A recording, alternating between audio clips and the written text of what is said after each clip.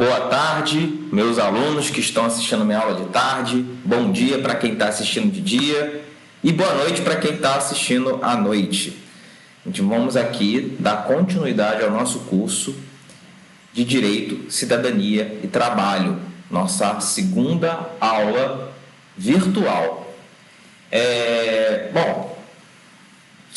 Eu não tive a oportunidade de explicar para vocês no nosso primeiro encontro, mas quem é meu aluno há um tempo já sabe que o meu propósito, meu objetivo como professor não é apenas ensinar direito para você, tá?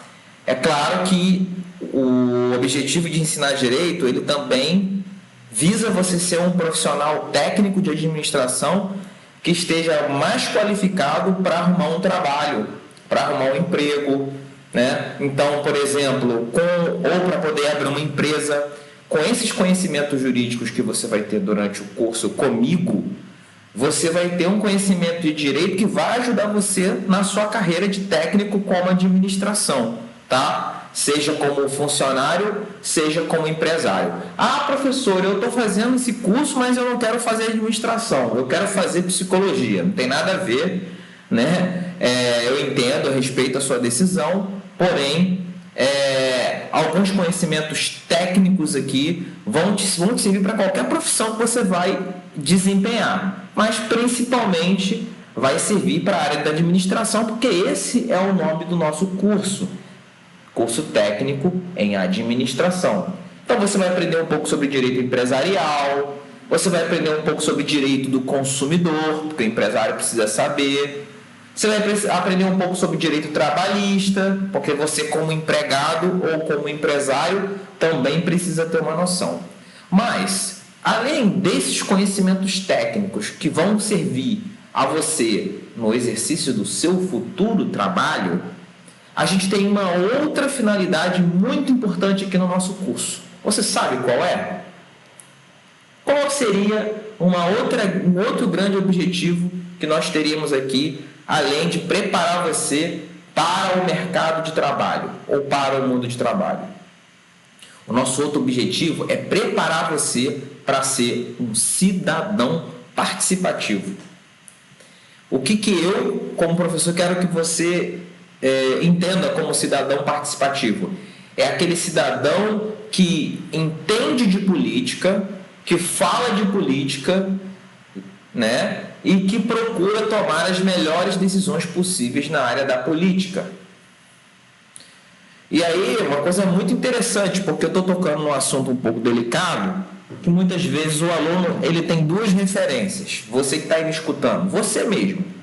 Ou você escuta dos adultos que a política é uma coisa muito chata, né? Ou que só tem ladrão, e daí porque você não tem que se interessar por esse assunto, ou você não se interessa mesmo porque a sua geração, os seus amigos, os seus colegas, o meio em que você vive, a galera não está muito, interessada em política, está interessada mesmo em falar de Instagram, em falar da separação do Whindersson Nunes com Luísa Sonza, está interessado em falar de jogos, de games, está interessado em falar de seriados da Netflix, ou seja, está interessado numa quantidade enorme de assuntos que é muito próprio da geração atual, da geração de vocês. Ah, o crush tal não me dá atenção. Ai, meu Deus do céu, você viu aquela blogueirinha fitness, você viu aquela blogueirinha de moda.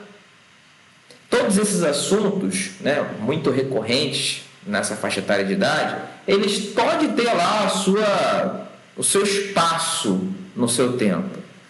Mas é importante que você já comece a despertar uma consciência voltada para a política e não fique nessa de que o assunto é um assunto chato ou é coisa só de ladrão. Porque, como Platão diz, o preço a pagar pela tua não participação na política é seres governado por quem é inferior.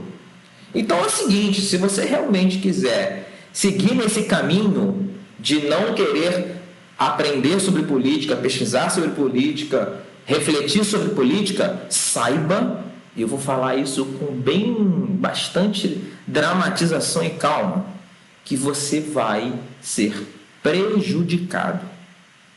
Porque o inferior a você vai estar lá em cima tomando decisões que afetam diretamente a sua vida. E depois você vai ficar pagando pelo preço da sua não participação. Então, das duas, uma. Ou você, como jovem, rompe essa bolha de que a política não é um assunto para jovem, eu estou interessado mais, né, nesses outros assuntos que eu mencionei aqui, youtuber, mundo dos games, mundo da moda e tudo mais. Mas se você ficar restrito a esses assuntos, certamente a sua vida vai sofrer prejuízo. Poxa, professor, mas que coisa pesada para se dizer, mas é a realidade. É a realidade porque, gostando ou não, a política, ela interfere na sua vida, no seu dia a dia, e você nem vê. Só o fato de você estar aqui assistindo a minha aula é porque teve alguma política, positiva ou não, para estar proporcionando isso. Você gosta do transporte público da sua cidade? Você se sente bem nos ônibus que você pega? Você acha que eles funcionam da maneira correta? Você, como jovem, sente que aí na sua cidade tem bastante opção de lazer e entretenimento, como opções culturais como amostras culturais, feiras de livro, teatro, cinema, eventos, festas. Existe uma fartura desse tipo de entretenimento na sua região? Você está satisfeito com a sua rua? Ou com as ruas que são próximas à sua casa, no sentido de que elas estão bem asfaltadas ou estão esburacadas? Você prefere ser atendido no hospital público, na UPA, ou você acha que o serviço poderia ser melhor? Cara, eu poderia aqui dar inúmeros exemplos do seu dia a dia, de como a política, ela interfere na sua vida, tá? E esse é um objetivo importante do nosso curso, é por isso que eu estou aqui dedicando um tempo a falar sobre ele, antes de falar do conteúdo em si. Eu preciso, pelo amor de Deus, que você não aprenda apenas o conteúdo de direito para passar na minha prova, porque isso aí, meu amigo, passou na prova, diploma é o de menos. Você decora para a prova, passa na prova e depois esquece tudo. Mas depois, quando você vai viver a vida real e aquele conhecimento te faz falta, aí você fala, puxa vida, bem que meu professor de direito falava, agora esse conhecimento está me fazendo falta. Ou então, você sofre e nem sabe por que está sofrendo. Você nem se dá conta, estou dizendo assim, da sua vida no futuro, né? Que aquele conhecimento que você ignorou está te fazendo falta, né? Num determinado momento da sua vida. Então, como eu quero que vocês sejam cidadãos atuantes, que fiscalizem os políticos, que exijam os direitos de vocês, eu proponho aqui que nós nos interessemos a aprender esse assunto, pelo menos o básico, tá bom, pessoal? Eu não vou entrar aqui em preferência partidária, não vamos confundir. Política partidária não é o objetivo do nosso curso. Eu não quero dizer para você que o partido A ou o partido B é o melhor e que você tem que votar nele. Não, e nem é correto de fazer isso. Mas eu quero te dizer quais políticas são as corretas, independentemente do partido. Então, estudar uma política de forma apartidária, ou seja, estudar a política sem você dizer que prefere partido A ou prefere partido B, é uma coisa muito correta e uma coisa muito saudável para o desenvolvimento de uma nação rica, próspera e feliz. Porque, para finalizar, se nós temos vários problemas que nós temos hoje, eu vou te falar uma coisinha, é culpa mais nossa do que dos políticos. Porque os políticos são o nosso espelho. Eles são o reflexo das nossas decisões. Então, se nós temos um país pior do que o que nós gostaríamos, a responsabilidade e a culpa é muito mais nossa, porque nós não fazemos o nosso papel como cidadão. E olha que interessante, para dizer também que a população não tem tanta culpa. O que o governo quer? O governo quer que você seja um ignorante. O governo em geral, não todos os governos. Que você não saiba de política. O vereador, o prefeito, o governador, ele não quer que você saiba de política. Claro que ele quer que a vida dele seja fácil. Entende? Então, a gente tem que aproveitar essa oportunidade que estamos no Instituto Federal, que é uma instituição que está dando essa oportunidade para os alunos do ensino médio aprender direito e aprender cidadania. Isso é espetacular. É um diferencial muito grande se comparado a alunos de muitas escolas particulares.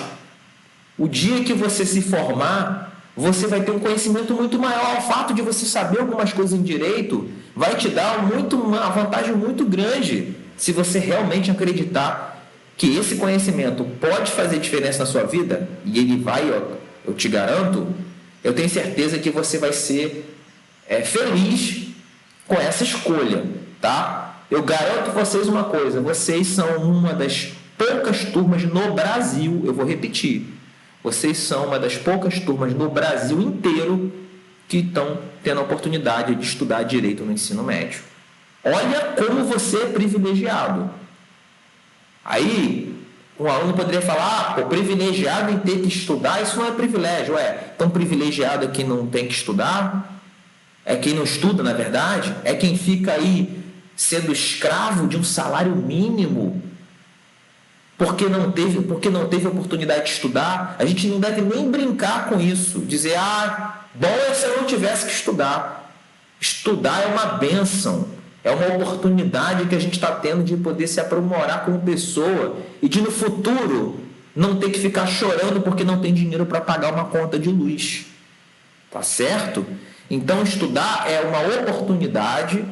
Muitas pessoas não têm essa oportunidade e você que está me ouvindo agora nesse exato momento é um dos poucos alunos no ensino médio que está estudando direito no Brasil inteiro. Porque infelizmente o Brasil não cumpre esse papel de passar esse conhecimento para os demais alunos. E só para finalizar esse assunto, eu queria dizer que você não vai sair formado em Direito e eu não estou propondo aqui um curso para advogados.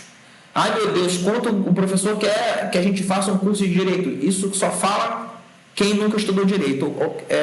Quem fala essa besteira, né, de que a gente está aprendendo uma matéria de Direito, então a gente está saindo formado em Direito, que o professor quer que a gente saia formado em Direito, ou mini advogados, está falando bobagem. Não estou dizendo que alguém está falando isso, mas se alguém eventualmente falasse, é porque não conhece. Eu vou dar aqui apenas uma pequena fração do conhecimento em Direito, para você ser um bom cidadão, para você ser um bom consumidor e para você ser um bom profissional. Tá bom, pessoal? Dito isso, passada essa reflexão, vamos começar. A próxima disciplina, a parte da matéria, é sobre os tipos de normas jurídicas e a sua hierarquia. Eu vou explicar. Quantas vezes vocês já ouviram falar o seguinte: você viu que foi aprovada uma nova lei? Ou alguém fala o seguinte: estudar direito é estudar leis, não é? Como se tudo do direito se resumisse a essa palavrinha pequenininha chamada lei. Não é verdade. Pessoal, é verdade. No direito, a gente não estuda só lei. A gente estuda lei, a gente estuda decreto, a gente estuda emenda constitucional, a gente estuda portaria, que são normas jurídicas. Professor, mas não é a mesma coisa que lei? Não, não é a mesma coisa que lei. Quem fala que lei e norma jurídica é a mesma coisa, está falando errado. Norma jurídica tem vários tipos. A lei é um desses tipos. Então, assim, como eu incentivo você, como forma de aprendizado, desenhar algumas coisas, pega aí a sua anotação e faça o seguinte desenho, que eu chamo de mapa mental. Norma jurídica, escreva. Você puxa uma setinha embaixo e escreve embaixo da setinha, lei. Puxa outra setinha, escreve embaixo, decreto. Puxa uma outra setinha, escreve norma constitucional. Puxa uma quarta setinha, escreva outros ou etc., indicando que existem muitos outros tipos. Dá uma pausa aí para você fazer esse desenho e depois você volta. Bem, com esse desenho, você percebe que a lei ela é uma espécie de norma jurídica. E nem toda norma jurídica é lei. Claro que toda lei é uma norma jurídica, mas nem toda norma jurídica é lei. Existem outros tipos de normas jurídicas. Tá? Você pode até fazer um colchete embaixo desses 4 tipos de norma jurídica que eu mencionei, lei, decreto, norma constitucional e etc. Você pode fazer um colchete, né? Aquele colchete que a gente faz em matemática, e escrever embaixo, espécies, para você lembrar que elas são espécies de norma jurídica. E elas têm sua hierarquia, tá? O que significa hierarquia? Que tem uma delas que vai mandar mais do que a outra. Tem lei, tem norma, né, que vai estar acima da lei. E tem lei que vai estar acima de outra norma. A gente vai falar disso adiante. A gente vai falar quem está acima de quem. Quem manda mais do que quem. Mas, primeiramente, se eu perguntasse para você hoje, quem é o poder, ou qual é o poder responsável pela criação e elaboração das leis, você saberia me dizer? Você saberia me dizer? Porque assim, você pode falar, professor, eu não sei, porque não acho tão importante, eu acho mais importante que eu saiba isso quando eu for votar. Cara, quando você for votar, seja aos 16 ou aos 18 anos, souber disso, eu vou ficar muito feliz. Vou ficar muito feliz porque a maioria dos jovens, aos 18 anos de idade, não sabem quem é que propõe lei. Isso é uma coisa muito complicada, porque o cara vai votar e não sabe quem propõe lei. Quem propõe lei, pessoal, são os membros do poder legislativo. Olha só, existem 3 poderes: o poder legislativo, o poder executivo e o poder judiciário. Adivinha qual desses 3 poderes tem a principal responsabilidade em propor lei, em criar lei? O poder legislativo. Ah, professor, então tá bom, vou decorar isso. Não, você não precisa decorar. Tá na cara. É óbvio. Sabe por que tá na cara, é óbvio, você não precisa decorar? Porque o próprio nome já diz, legislativo. Legislativo vem do verbo legislar. Então é óbvio que não precisa gravar e é óbvio que o poder responsável pela elaboração das leis é o poder legislativo. É claro, eu estou dizendo na maioria das vezes, tá? Existem algumas hipóteses, vamos dizer assim, exceções, em que o poder executivo ou o poder judiciário também vai poder criar lei. Mas o importante que você deve anotar na sua mente ou no seu caderno é que o poder legislativo é o principal poder na criação e na elaboração das leis, tá?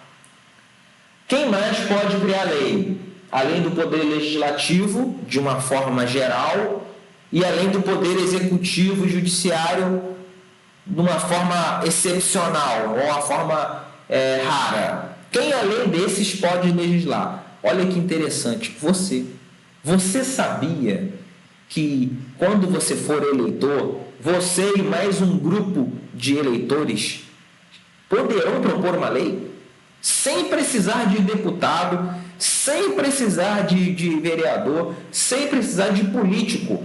Você vai poder, junto com os outros eleitores, propor uma lei. A Constituição dá o direito do cidadão propor o que nós chamamos lei de iniciativa popular. Agora que beleza, pergunta aí quantos dos seus pais, quantos dos seus tios, dos seus avós sabem que eles têm esse poder? Eu vou te falar, a maioria não sabe.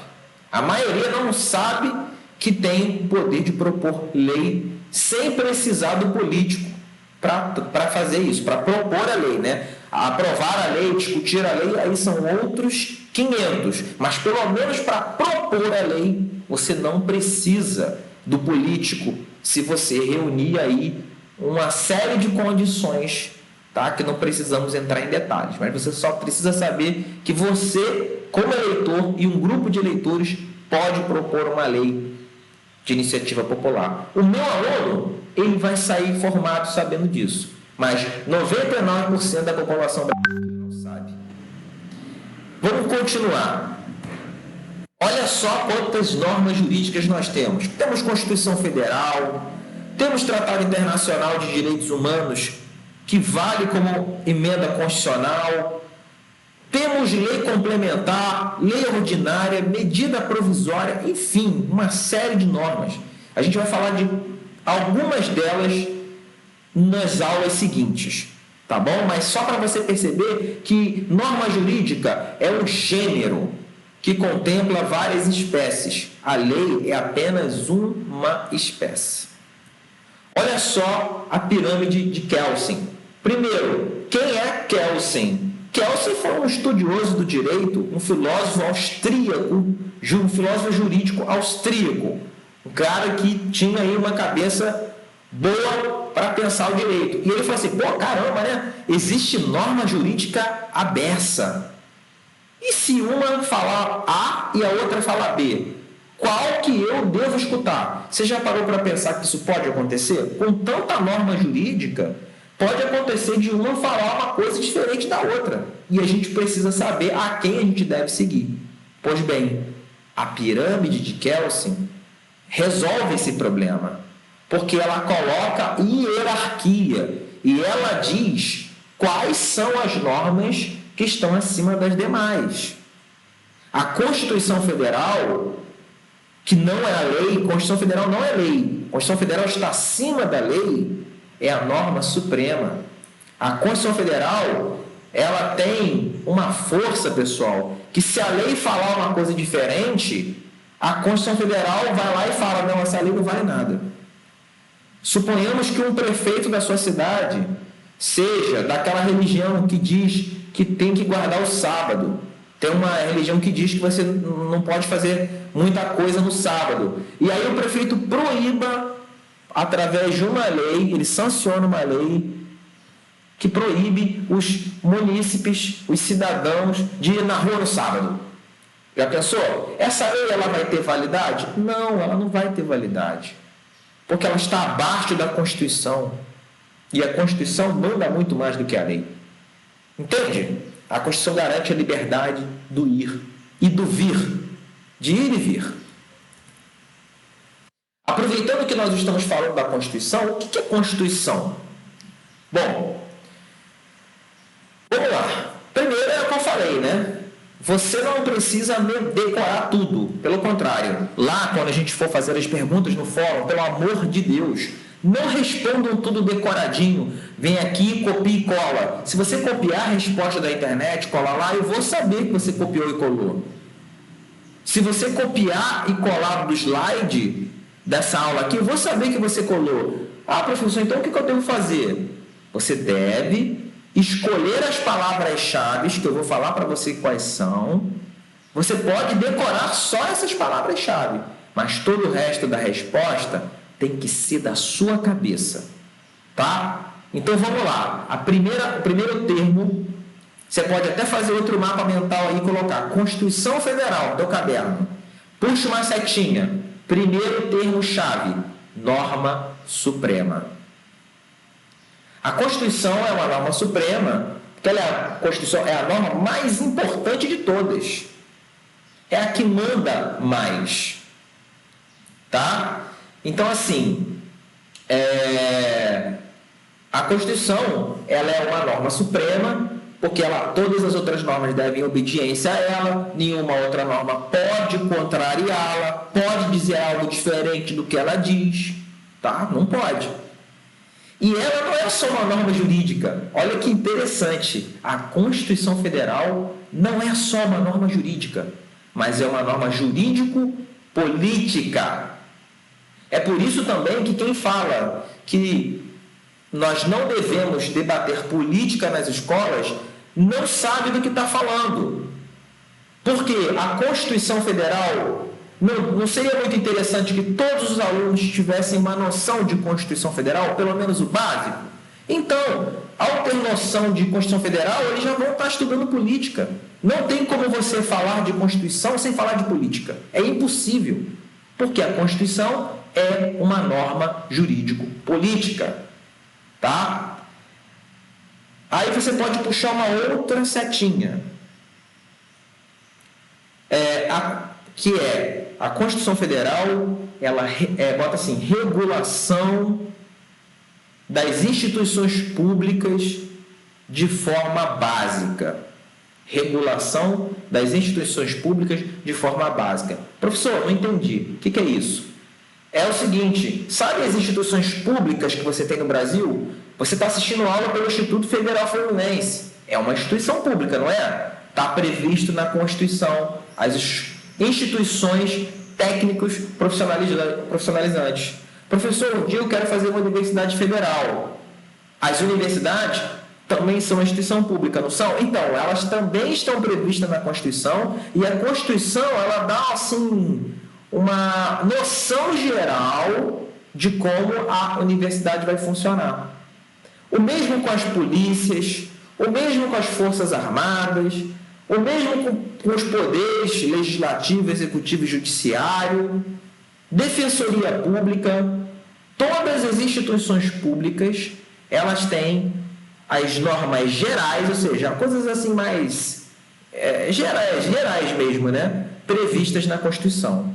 Isso que significa regulação básica do funcionamento das instituições públicas, que é o segundo termo-chave do que é Constituição Federal. O terceiro e último termo-chave do que é a Constituição Federal é que a Constituição Federal prevê os principais direitos e deveres do cidadão. Ela é tão importante que ela garante o direito à vida. Pelo menos assim, ela diz que ninguém pode chegar e tirar sua vida do nada.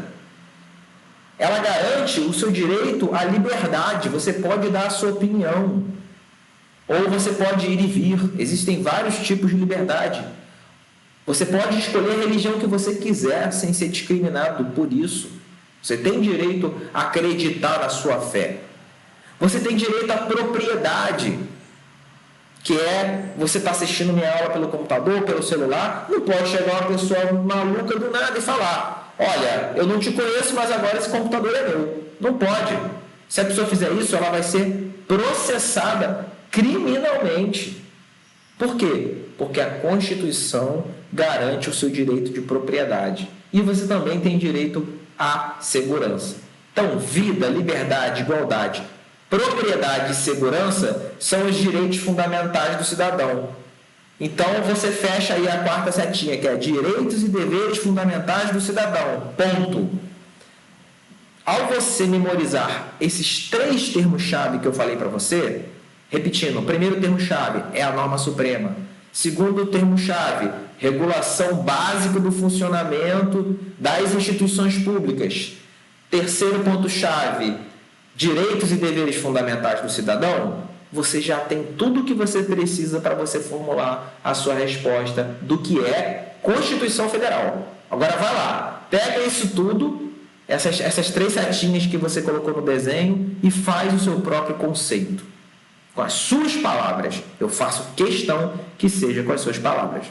Eu vou pular aqui, eu não vou cobrar o que é norma constitucional originária e não vou cobrar o que é norma constitucional derivada. Não precisa estudar isso. E aí a gente vai começar a falar um pouco dos três poderes, tá? Pelo menos do poder executivo e do judiciário. Perdão, do Poder Executivo e do Poder Legislativo. A gente vai falar um pouco deles.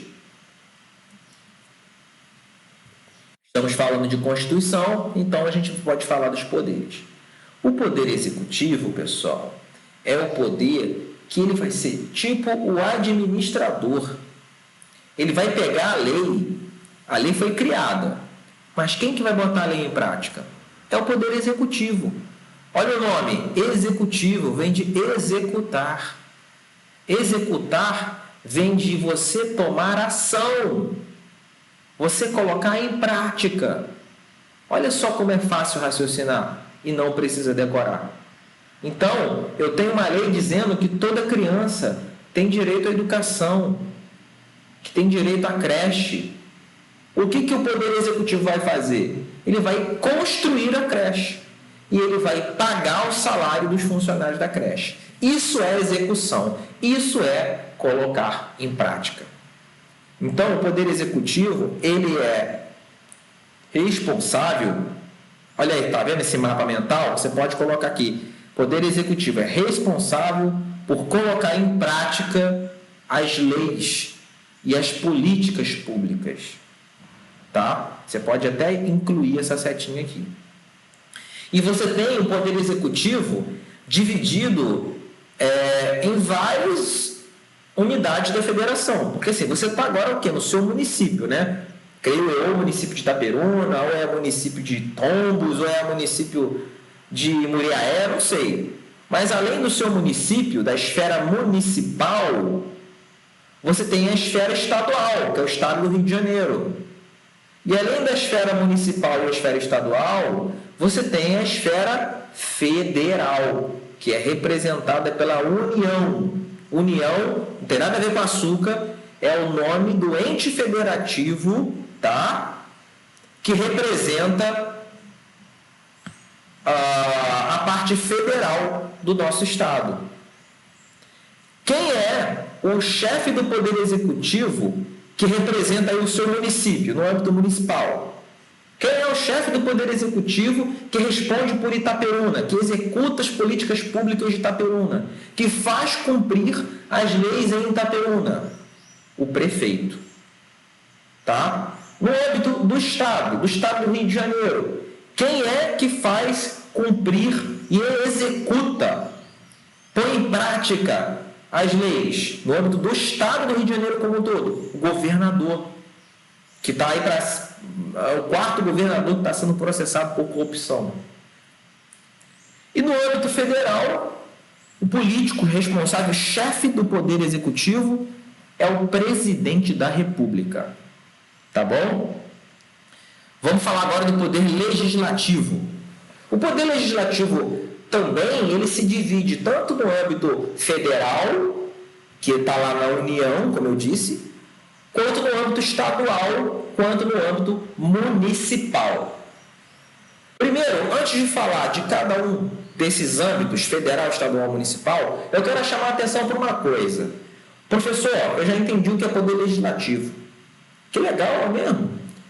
Poder legislativo é aquele poder que faz lei. Não é isso, professor? Que prepara a lei. Eu vou dizer, mais ou menos. Tudo bem, é o principal poder que faz lei, eu falei isso lá atrás, mas além disso, o poder legislativo, ele tem uma função muito importante que a maioria das pessoas não sabe e a maioria das pessoas não exige que aconteça, que é a de fiscalização do poder executivo. Anota isso aí. Uma grande responsabilidade do Poder Legislativo, além de criar projeto de lei para a qualidade de vida da população, é fiscalizar os atos do Poder Executivo. Significa que você tem que ficar lá vigiando o prefeito, vigiando o governador, para ver se ele vai fazer tudo certinho, sabe?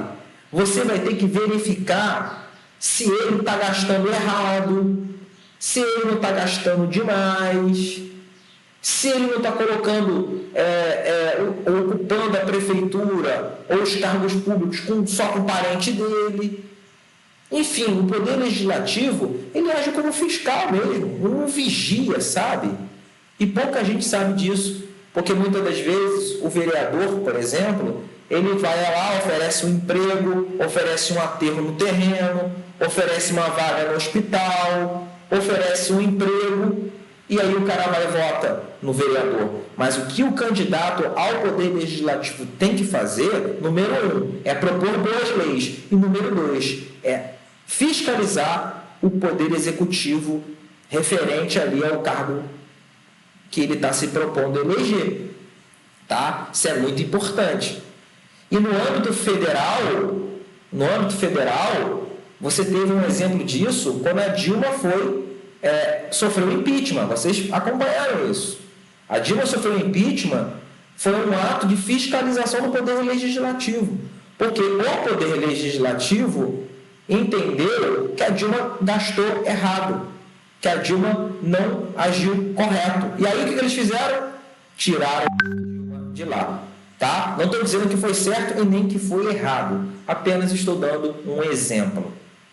Nesse caso, do Poder Legislativo Federal, ele é especial em comparação ao Poder Legislativo do Estado e ao Poder Legislativo do município, porque ele tem o sistema que nós chamamos de sistema, anotem, sistema bicameral.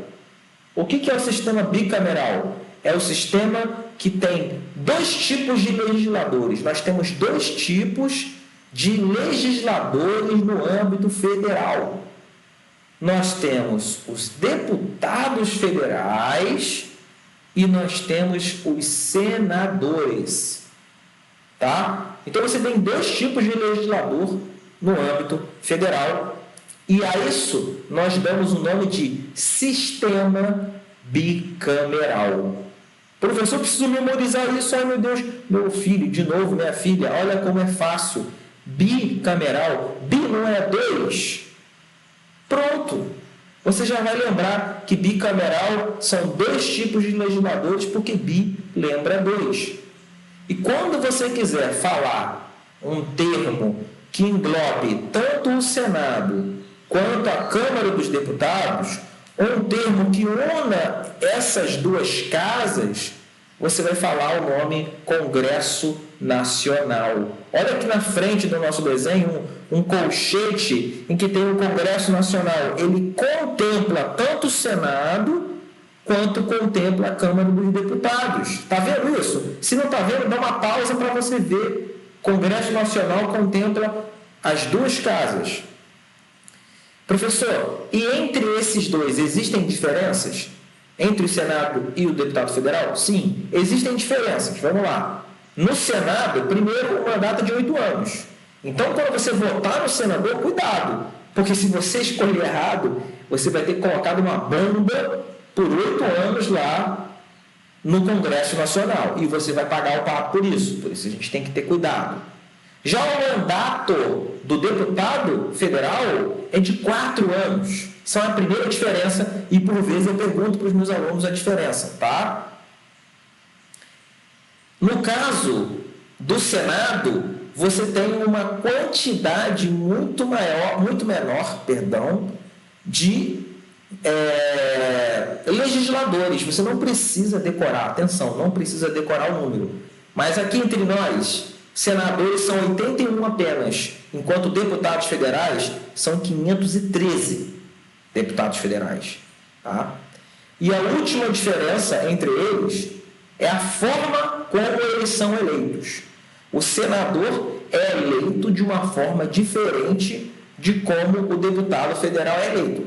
Assim, o Senado é muito mais simples. Ganha o candidato que vai receber mais votos. Olha que fácil. Imagina você está concorrendo contra João e está concorrendo contra Maria. Os 3 querem ser senadores. Você recebeu 1 milhão de votos. João recebeu 900 mil votos. Maria recebeu 800 mil votos. Quem vai ganhar? Você. Qual é o nome desse sistema? Sistema majoritário. Isso é importante você anotar. Sistema majoritário é aquele que ganha, que recebe mais votos. Olha o nome Ma. Ma é de mais. Tá entendendo como é fácil?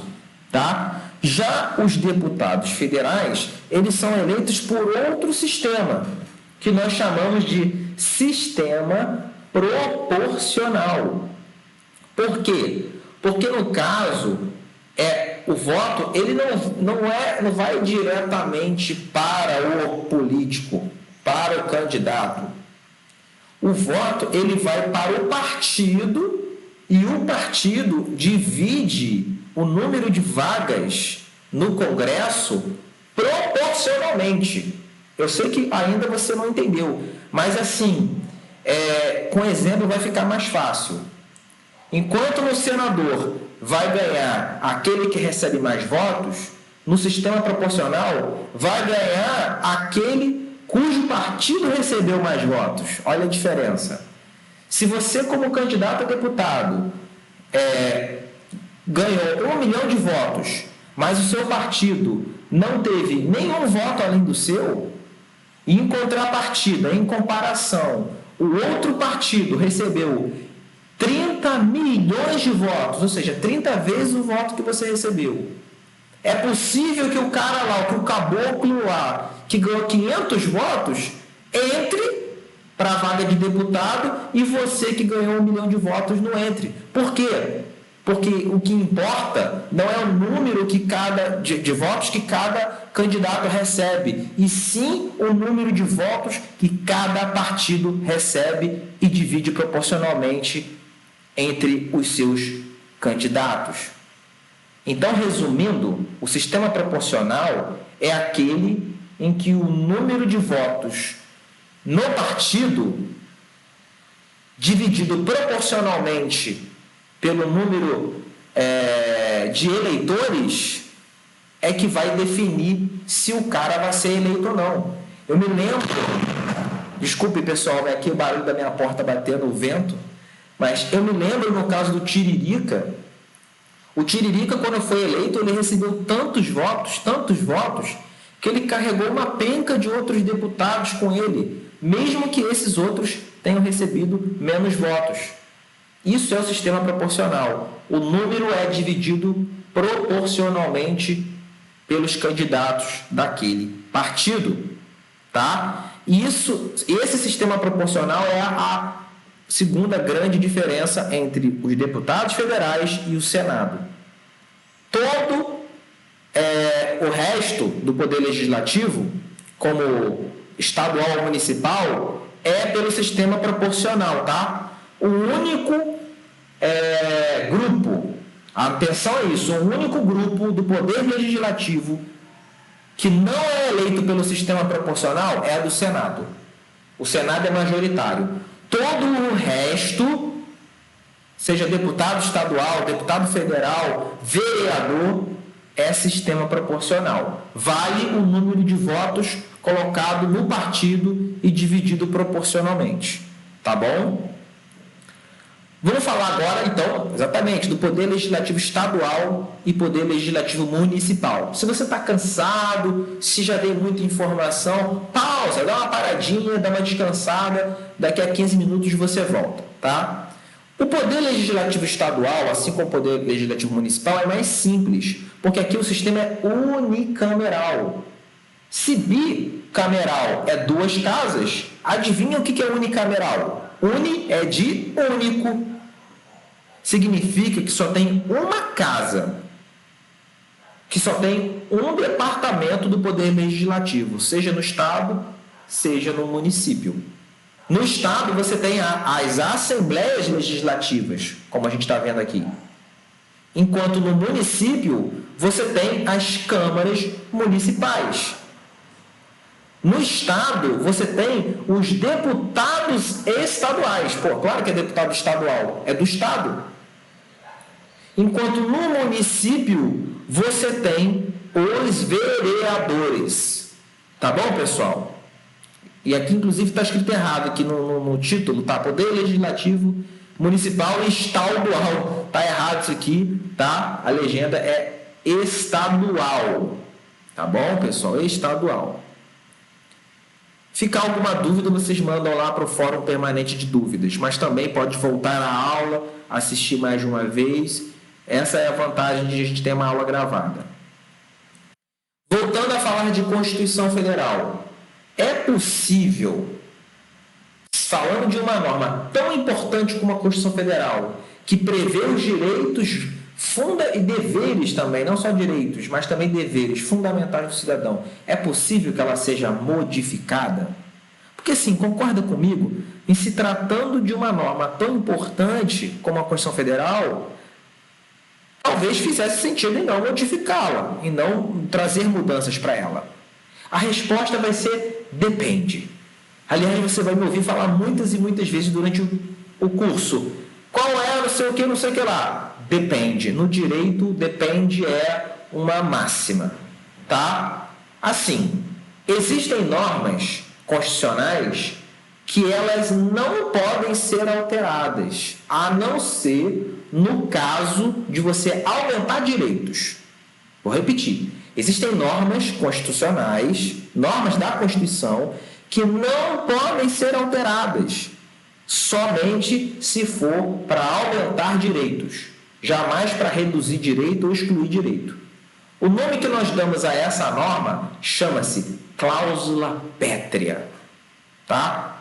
Inclusive está aqui em negrito no slide. As cláusulas pétreas, em regra, não podem ser modificadas, somente se for para ampliar direitos. Aí você vai pensar, mas quais são as normas da Constituição que são consideradas cláusulas pétreas? Aqui a gente tem alguns exemplos.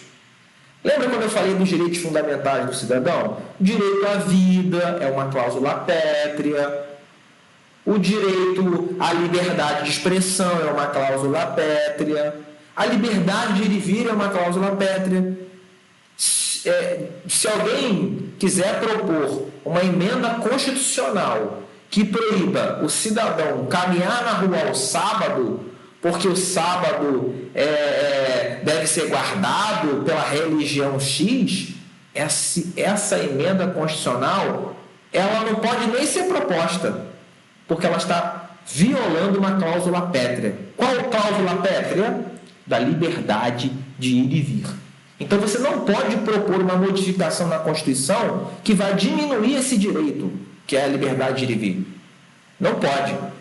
Aí os exemplos são muitos, tá? Todos os direitos fundamentais são considerados cláusulas pétreas. Já falei quais são os principais direitos fundamentais: vida, liberdade, igualdade, igualdade entre gênero, igualdade entre etnias, igualdade entre pessoas que são religiosas e não religiosas, propriedade e segurança.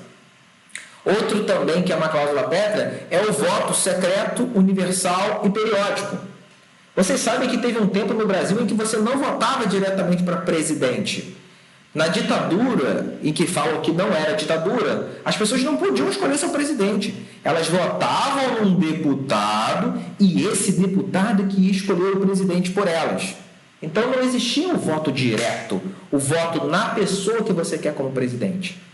Vamos supor que algum deputado, algum senador ou algum grupo de políticos quisesse modificar isso e permitir que nós não mais votássemos diretamente no candidato a presidente. Ele poderia propor algo do gênero? Não poderia. Por quê? Porque é uma cláusula pétrea. Cláusula pétrea não pode ser modificada a não ser para aumentar direito. E o voto direto é uma cláusula pétrea. O voto secreto, que é ninguém saber em quem você está votando, a não ser que você queira dizer, também é uma cláusula pétrea. Então, assim, pessoal, existem várias cláusulas pétreas, tá bom? E no caso das normas constitucionais que não são cláusulas pétreas, professor, elas podem ser modificadas? Sim, com certeza. Elas podem ser livremente modificadas. Mas elas têm que obedecer a algumas condições. E você, meu aluno, eu solicito que você saiba quais são essas condições. Por exemplo, primeiro, não basta um senador ou um deputado propor uma emenda constitucional. Proposta de emenda constitucional, PEC. O que é PEC, professor? PEC é proposta de emenda constitucional. É uma proposta para mudar a Constituição. Eu disse, um senador ou um deputado federal, ele não pode sozinho propor uma PEC. Tem que ser um grupo de senador ou um grupo de deputados de no mínimo 1/3. Lembra lá daquele número que eu falei que você não precisava gravar? 1/3 de 81 senadores ou 1/3 de 513 deputados podem propor uma emenda constitucional. O segundo que pode propor uma emenda constitucional é o presidente da República. Ele pode propor uma emenda constitucional. E o terceiro grupo que pode propor uma emenda constitucional é mais da metade da Assembleia Legislativa de todo o Brasil. Tá? Você pega aí a Assembleia Legislativa de São Paulo, Rio, Minas Gerais, Mato Grosso do Sul, Bahia, enfim, mais da metade das Assembleias Legislativas do Brasil, elas podem se unir para propor uma emenda constitucional. Acabou. Depois que for proposta por um desses três, a proposta ela vai ser votada. Qual é o número mínimo de votos que a proposta tem que receber para ser aprovada? No mínimo 3/5. 3/5 de 81 ou 3/5 de 513 deputados. Repito, eu não exijo que você grave o número de deputado ou de senador, mas eu faço questão que você saiba desse 3/5. Esse 3/5 você tem que saber. É no mínimo 3/5 para você aprovar uma emenda constitucional, tá? Isso corresponde a muito mais do que a metade. Corresponde a 60% dos votos. 60% dos votos. Muito mais do que a metade. Tá bom, professor. Então você falou para mim que a emenda constitucional pode ser proposta ou pelo presidente, ou por 1/3 do Senado, ou por 1/3 da Câmara, ou por mais da metade das assembleias legislativas. Vai para votação. Tem que ter aprovação de no mínimo 3/5, tanto dos senadores quanto dos deputados. E depois, ela já tem validade? Não. Ela precisa ser novamente votada pelos senadores e pelos deputados. De novo, para ver se tem certeza mesmo que é isso que quer. Então, a votação ela é duplicada, tanto no Senado quanto na Câmara. E depois, professor, ela começa a valer ou o presidente precisa dar uma canetada para a emenda constitucional valer? O presidente não precisa aprovar a emenda constitucional para ela começar a valer. Na lei, o chefe do Poder Executivo, seja ele presidente, o prefeito ou o governador, ele precisa aprovar, tá? Não basta o deputado ou o vereador aprovar a lei. O prefeito ou o governador tem que dar o seu aval, tem que concordar para aquela lei começar a valer. Mas, no caso da emenda constitucional, meus alunos, não precisa do presidente concordar. Não precisa. O próprio Congresso Nacional, você lembra o que é Congresso Nacional? Eu expliquei aqui nessa aula. O próprio Congresso Nacional, que une deputado federal e senador, tem o poder de colocar a emenda constitucional para valer depois que ela é aprovada por 3/5 em votação duplicada, tá? Eles promulgam, esse é o nome técnico correto, eles promulgam, ou seja, aprovam a emenda constitucional. E interessante, eu quero chamar a atenção, o presidente ele pode até propor a emenda constitucional, mas ele não pode aprovar a emenda constitucional. Tá, pessoal? Isso é muito importante. Então, aqui tem um desenhinho bonitinho para você esquematizar esse conhecimento. Você fala, caramba, eu nunca estudei isso na vida, estou um pouco inseguro. Aqui está tudo esquematizado. Quem pode propor? Está aqui. Quem pode propor emenda constitucional? Qual é o quórum de aprovação? Ou seja, quantos votos são necessários para aprovar? Está aqui também. Quantos votos são necessários? E embaixo está dizendo quais são as cláusulas pétreas mais importantes. Está escrito aqui também. Tá? E eu ainda coloquei aqui do lado, não passa pela aprovação, sanção do presidente, como é o caso das leis. Tá, pessoal? E aí, a gente vai fechar a nossa aula de hoje com as perguntas para o nosso fórum e também com a atividade. Você vai responder todas essas perguntas aqui. Lembre-se, use as palavras-chave. As palavras-chave que eu disse na aula podem e devem ser decoradas. Mas todo o resto da sua resposta, você tem que construir com as suas próprias palavras, tá bom? E atente-se que lá no fórum eu vou responder, eu vou ler a tua mensagem e vou dizer para você, olha, você precisa consertar isso aqui, você precisa consertar aquilo ali. E aí você vai precisar olhar lá e consertar se eu te mandar uma mensagem. Fique atento às respostas do fórum. Além de você responder essas perguntas lá no fórum, não me mande anexos, só no último caso, tá? Ou quando eu pedir. Coloca lá no próprio corpo da mensagem. Eu vou pedir a seguinte atividade. Pessoal, a gente está em época de campanha eleitoral. Aqui é muito blá blá blá, é muita teoria que eu passo para vocês. Eu tento, me esforço de fazer isso da maneira mais tranquila possível, de uma forma mais compreensível possível e menos chata possível, mas nada melhor do que a prática. Nada melhor do que a prática. E a gente está, felizmente, em época de eleição. Então, você já pode colocar em prática esse seu conhecimento. Professor, mas a gente está na época da pandemia. Como é que eu vou colocar isso em prática? Você não precisa sair de casa. O que mais tem é candidato, tá, a prefeito ou a vereador nas redes sociais, seja no Instagram, seja no Facebook, seja no grupo de WhatsApp, tá bom? Então você precisa entrar em contato com algum dessas centenas de candidatos. Só que na minha cidade é mais de 300 pessoas se candidatando.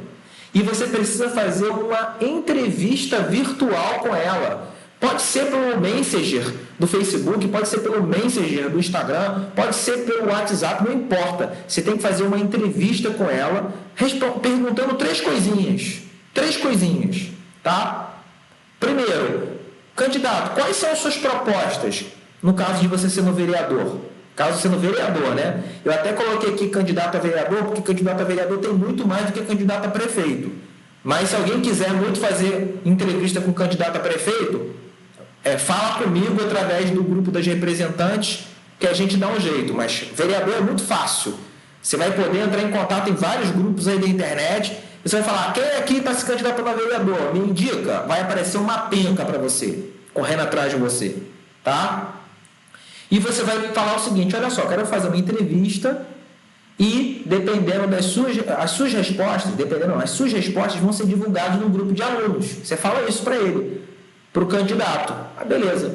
Quais são as suas propostas? Primeira pergunta. Qual é o seu diferencial perante os demais candidatos? Segunda pergunta. Quando eu pergunto isso, pessoal, a maioria vem falando assim, eu quero construir, eu quero melhorar a nossa rua, eu quero botar asfalto, eu quero trazer emprego para a cidade. Os caras falam que vão fazer um monte de coisa que é execução, que é executar, como se eles fossem prefeitos. Quem vai fazer obra na tua rua? Quem vai asfaltar a tua rua? Quem vai trazer emprego? Não é o vereador, é o prefeito. A função do vereador é criar projeto de lei, não é conseguir asfalto, urbanizar a sua rua, você entende? E aí, quando eu fico esperando os caras falarem, olha, eu pretendo fiscalizar, analisar se o prefeito está gastando muito, se o prefeito está gastando pouco, eu não vejo os caras falando isso. Então aí vem a terceira pergunta. Se o candidato, em nenhum momento, falar como pretende atuar fiscalizando o executivo, se ele falar o seguinte, eu pretendo fiscalizar dessa forma, ou eu pretendo criar uma auditoria, né? Ele pode usar uma outra palavra que não é fiscalização, mas que tem o mesmo significado de fiscalização. Ele pode falar, eu pretendo vigiar o prefeito da seguinte forma, entendeu? Beleza, ele cumpriu com a terceira pergunta. Mas se ele não falar nada disso, você vai perguntar, por que você em nenhum momento tem proposta para fiscalização do prefeito? Porque, venhamos e convenhamos, eu falei aqui na aula, essa é a principal função do Poder Legislativo, além de criar lei. Você vai tirar print dessa conversa e vai postar lá no fórum, uma ou mais imagens, tá? E aí, essa vai ser a atividade, lembrando que essas atividades, elas são pontuadas, assim como você assistir a aula. Tá bom, pessoal? Muito obrigado, fiquei muito feliz de poder estar aqui novamente batendo esse papo com vocês. É uma pena que eu não estou vendo vocês. Quarta-feira, se Deus quiser, tudo certo, a internet permitindo, eu vou estar lá também na aula, na live, das 15 às 16 horas, se vocês tiverem alguma dúvida, tá? Não fiquem inseguros com esses meus trabalhos diferentões. Esses trabalhos diferentões eu passo, são diferentes, eu sei, mas eles são possíveis de serem feitos. Eu tenho certeza que é tranquilo. Ainda mais agora com a internet, com rede social, é muito fácil de fazer isso. É só correr atrás. Tá bom, pessoal? Estou lá no Fórum Permanente, ou através dos representantes, ou através lá da nossa live nas quartas-feiras. Um forte abraço e até a próxima.